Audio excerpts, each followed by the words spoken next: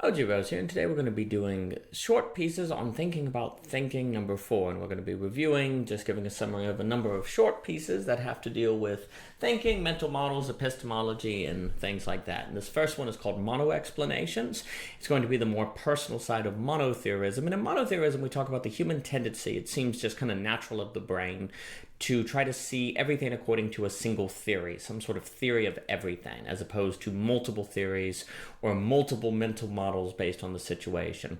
For example, if I'm a materialist, I tend to think of everything according to material reality. If I'm a Christian, I tend to think of everything according to Christian theology. It's just not very natural for me to, say, move between thinking about things following the laws of chemistry than thinking them following the laws of, say, emergence in economics or physics, and then moving between all these different things. Alexander Lung has he does a great project called Vector Theory, where he talks about all the different vectors, ontological vectors, by which phenomenon operate, and that would apply here. And mono-explanations would just be kind of a personal side of this. So, for example, when Dad forgets to pick up pizza, we tend to say it's because he's forgetful, a single explanation, versus he's forgetful, had a very busy day, and was thinking about if he was going to take us to the park later. So, on that example, we tend to gravitate toward a single reason why Dad forgot the pizza, when really human action tends to be explained according to many explanations. An event tends to occur not just for one reason, but for many reasons. And we tend to, as human beings, operate similarly. We tend to be making trade-offs. We tend to be trying to balance a lot of responsibilities at the same time. It's not just a single thing. If we understand human beings in terms of mono-explanations, we treat human beings very two-dimensionally. We treat them like they're flat. And there's something that's very objectifying about doing this. But it's natural for our brains to do this. It's almost like our brains want to believe people are easy to understand, and so it tends to gravitate toward mono explanation. So it's really important that we avoid the tendency to think in terms of mono explanations. The next one is called the pillar of knowledge, high in the air, on which we are free. And this is going to gravitate around the idea that our freedom is limited and sustained by what we know, and what we know can be up to us. So very often you'll hear in economics the idea that we can't have freedom or real free markets because we can't have perfect information. And there's this kind of idea that if there's no perfect information, then we can't have freedom. But I think the relationship, as hopefully this piece begins to spell out, is a little more complex. In the same way that I can't be free unless I know things, I really also am free because I know things. It's not merely a one-way street. Knowledge is what makes it possible for me to be free. And what's interesting is I can also determine what I know. So whenever I gain knowledge, I gain free choice relative to that knowledge. But at the same time, unless that knowledge is infinite, it's always going to be limited. There's always going to be some limitation to it. So what's kind of interesting is that knowledge is what restricts freedom, sure, in a sense, but it's also what makes freedom possible. It's not simply one or the other. And also, too, it can be kind of more complex because, for example, if I knew there was $1 million check in the mailbox, I know I have the freedom to go or to stay home, and I'm technically not forced to go to the mailbox, but practically speaking, I kind of am. I mean, it's $1 million. If I need the money, I kind of have to. I really feel like I need to go. Am I really free when I gain that knowledge to go to the mailbox? So, in this example, gaining knowledge, in a sense, restricts freedom because it's not, I'm technically not forced to go to the mailbox, but practically speaking, it basically is that I am forced to go. So this piece is going to start exploring how the relationship between freedom and knowledge, it's more like knowledge is this pillar that we're on, very high in the air, and the pillar is on which I am able to move around. If there was no pillar, I'd just fall to my death. But it also marks the limitations of where I can move. So it's this pillar in the air. It, in a sense, restricts freedom, but it simultaneously makes freedom possible. So we have to be careful before talking as if the lack of perfect knowledge makes it impossible to be free, because there really is no such thing as perfect knowledge at all. All knowledge is finite. All knowledge is limited. An argument. The lack of perfect knowledge is not merely an argument against freedom. It is the parameters that make freedom possible. So it's a more complicated relationship. The next piece is called Spacetime, makes sounding dialectical and balanced really hard. And this is going to be combining thoughts from the paper on absolute knowing and emphasis. And you see, basically, it's really hard to sound balanced. You can always be accused of de-emphasizing a dimension, of overemphasizing something, of talking too much about the philosophy of the right in Hegel versus the phenomenology of spirit. And the reason, and I can go on with all these emphasis debates, as I like to call them. And you see, the problem is because we can't talk about everything at the same time, we can't avoid sounding like we think hieroglyphically. I can't talk about everything at once, so I have to talk about one thing before I talk about something else, but then I can always be accused, by virtue of choosing to talk about that one thing first versus the next, I can always be accused of thinking that one thing is more important. It's also really hard to talk dialectically, to take two concepts and put them kind of bouncing off one another, because you have to talk about them within a sequential order. So it's really difficult to be dialectical, and basically we just need to be very careful before we accuse someone of over or under-emphasizing something or not being dialectical, because if you are in space-time, it is impossible to avoid creating the impression that you're not balanced or dialectical. And that's just something we have to keep in mind before we accuse people of failing to take all angles of an issue into account, because none of us can do it in a manner that does not create an impression of thinking X is more valuable than Y, and so on and so forth.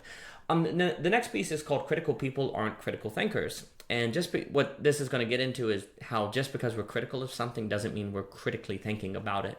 I think it's really unfortunate that we decided to use the phrase critical thinking to refer to quote-unquote deep thinking, because it makes it sound like that as long as we're critical, we're dynamic and deep.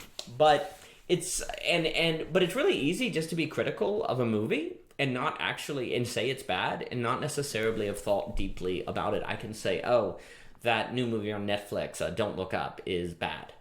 And it sounds like when I say that I've carried out a deep analysis of the film, but really I might just be as arbitrary as the person who says the movie was good. And frankly, the person who says the movie was good might have a better critical analysis than the person who says it's bad. But there's something where, because we associate being critical with being a deep thinker, we associate negativity with being more profound, with being a deeper thinker. And I think this is a very problematic assumption. Just because we criticize something does not mean we've thought deeply about it. It might be the case, but not necessarily. So this piece, and there's also an O.G. Rose conversation about this piece that's going to explore all of the negative consequences of conflating critical thinking with being critical. I think that's been a very unfortunate conflation of terms.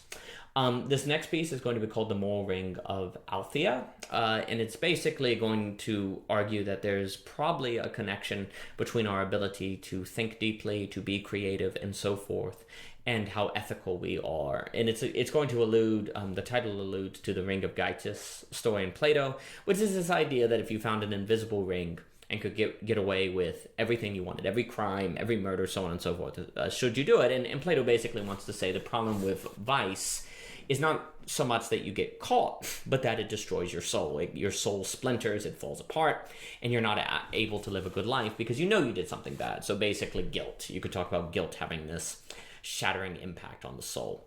Well, the argument I want to make is that there could be a similar connection with our ability to think. If we're doing something we're not supposed to do, if we have not been treating our spouse well or have been mean to our friends, it could be the case that we feel like we're falling apart, and that could hurt our ability to be creative and to think well. So if you want to be a deep thinker, if you want to do good philosophical work, if you want to think creatively, it is probably the case that you need to be ethical, that you need to keep your soul together. Now, what constitutes being ethical is, that's up for debate. That's an entirely different discussion, but it seems to be that there might be a connection between ethics and creative thinking. But unfortunately, science has made us feel like there's no link between ethics and truth, that a thing is simply true because it is, objectively so. But you see, if indeed even quote-unquote objective truths, or truths that are more factual, they must be absorbed and taken in by a subjectivity. And if there's something to be said about acting immorally as breaking up our ability to discern and our ability to comprehend, then our subjective capacity to comprehend facts could also be off. So it needs to be argued that it needs to be understood that there's a connection between ethics and intelligence in general, which is often not discussed. The next piece is called Mental Health and the Metaphors We Choose, and this is going to be playing just a short piece based on the metaphoric tendencies paper, which is to say, we shape our metaphors and then our metaphors shape us. This is based on Emil Postman, this is based on Lakoff, all the different thinkers who have argued, Susan Sontag, that the metaphors we choose to understand situations by have a big impact on our understanding of those situations, our mental health. And so we really need to be aware of the metaphors we use, because that could impact our mental health. So, for example, take the thinking of Annie Dukes. She's a really great poker player, and she argues that we need to understand life not as a game of chess, but as a game of poker, which, yes, there's skill involved, but there's also probability, there's also some luck. But it's in poker, you could be, it is not the case that the world champion at poker will win a given game of poker. But it is the case that the world champion at poker will probably win the majority of games. So they may not win every game 10 out of 10. Maybe they lose one, but they're probably going to win 9 or 8 out of 10 hands. So skill plays a role, but there is also space for losing and just not getting a good hand. But if you think of life as chess, and chess is basically completely skill-based, nothing is random in chess, or it doesn't have to be random in chess, well then when you encounter a problem or something unexpected occurs, you're going to hold that too much against yourself. You're going to blame yourself too much. You're not going to have any space for chance. And that would affect your mental health. So just here is an example where not thinking about life in terms of poker and instead thinking about it in terms of chess could be bad for our mental health. So it's important we get our metaphors right, and by extension that we understand metaphors, the metaphors we choose have big impacts for our mental health. This next piece is called Was Heidegger a Child of the Scottish Enlightenment? And this piece, and it also inspired a conversation with Thomas Jockin, is going to be asking if Hume and Heidegger honor suchness as the ground for new thinking. And it would seem that Heidegger wants us to move beyond isness to the raw suchness and the raw experience that we're constantly going through in our daily life. And the piece is going to argue that David Hume argues against the connection between is and oughtness in order to establish a connection between suchness and oughtness, our raw phenomenological experience, as opposed to some disembodied ontology where we decide what things are and then decide ethics. Hume wants us to base our ethics on everyday common life, and it could be the case that Heidegger does something similar. I'll let you go listen to that conversation with Jockin to get more on this piece. And it's also going to be very inspired by Deconstructing Common Life, which is a paper found in the Conflict of Mind. This next piece is When a Floor is the World. It's a little parable inspired by Dr. Greg Henriquez, who does a wonderful work at the Unified Theory of Knowledge.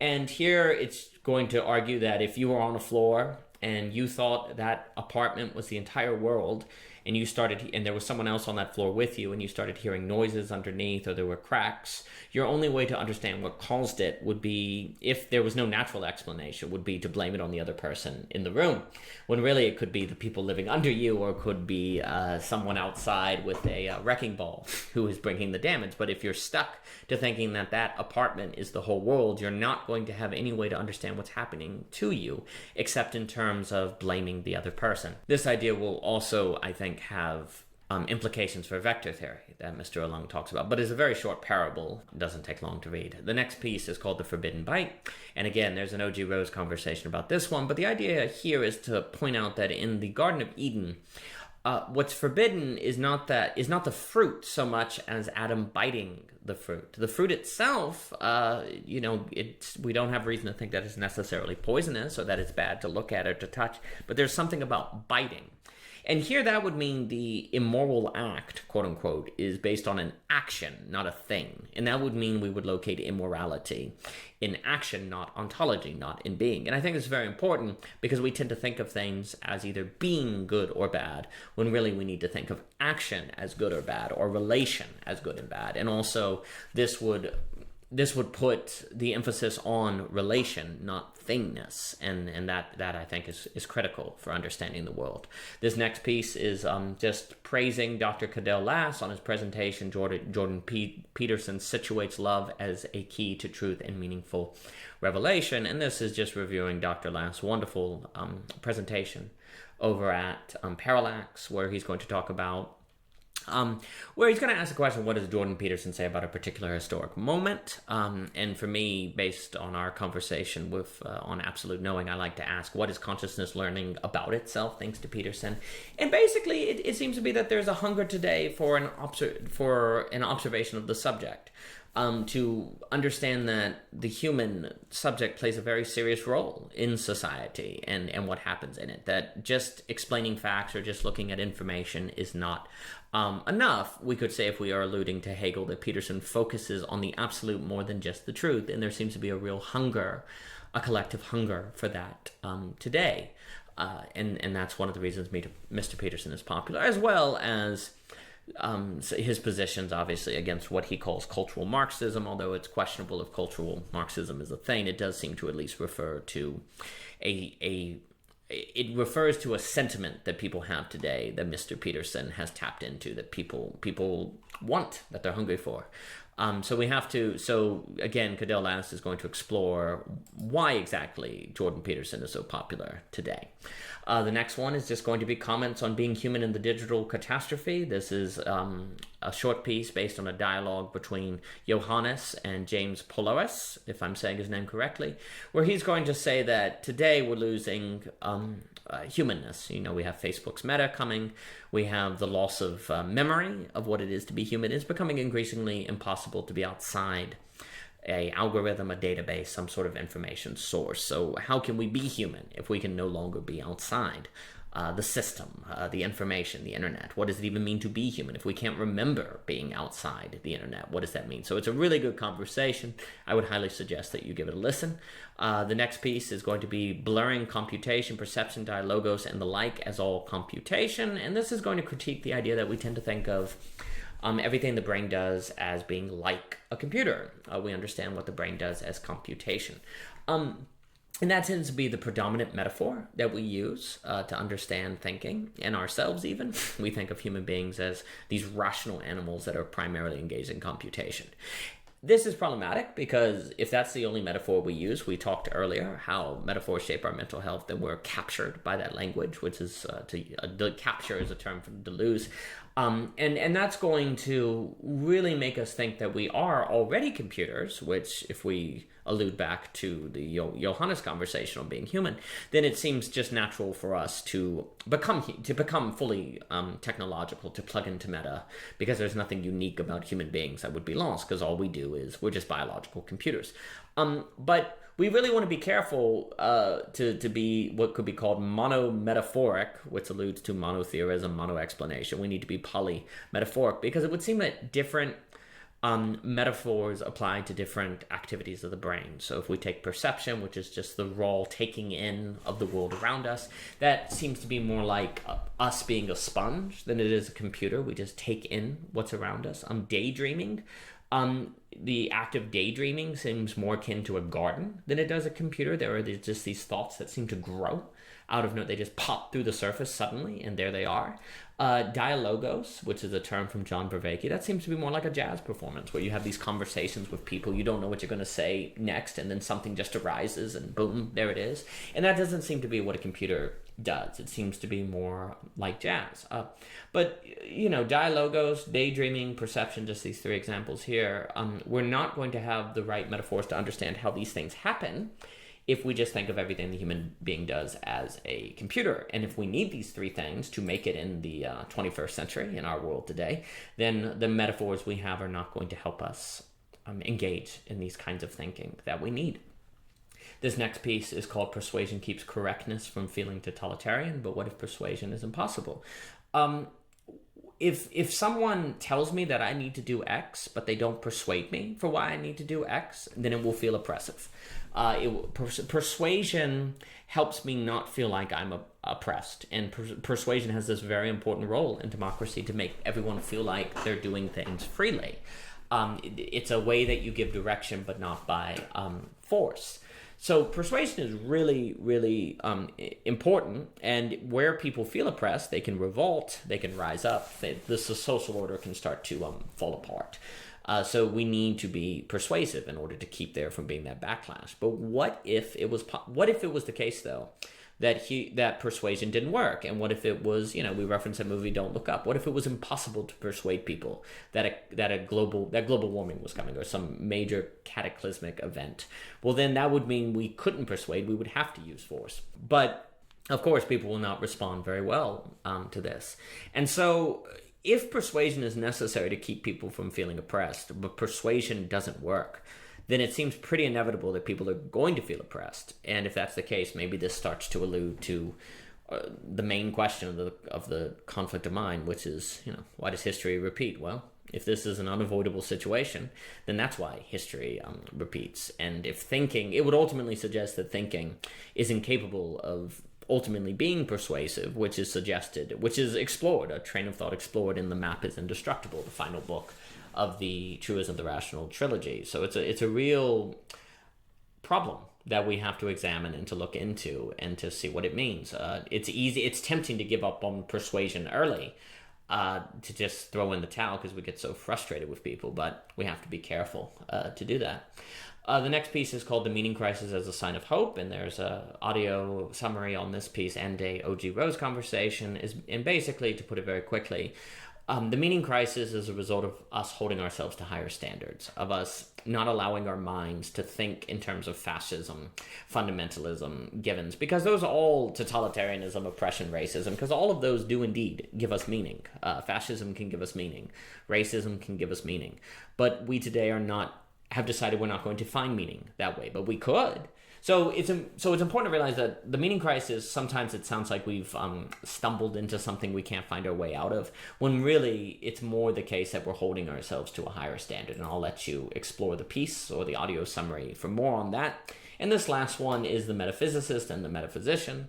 And this is just a fascinating change in terms suggested by Alexander Bard. And it's quite curious that we talk about metaphysics, but someone who practices metaphysics is called a metaphysician, in English at least. And a metaphysician is someone who does medicine. And it basically seems to suggest that our understanding of the physical universe has implications for our mental health, that it has physicianal consequences, if you will. So we can't simply separate metaphysics from on how it affects us mentally and our views of ourselves as a subject, that these two things blur. But anyway, this has been short pieces on thinking about thinking number 4. For more, please visit ogrose.com, and thank you for your time.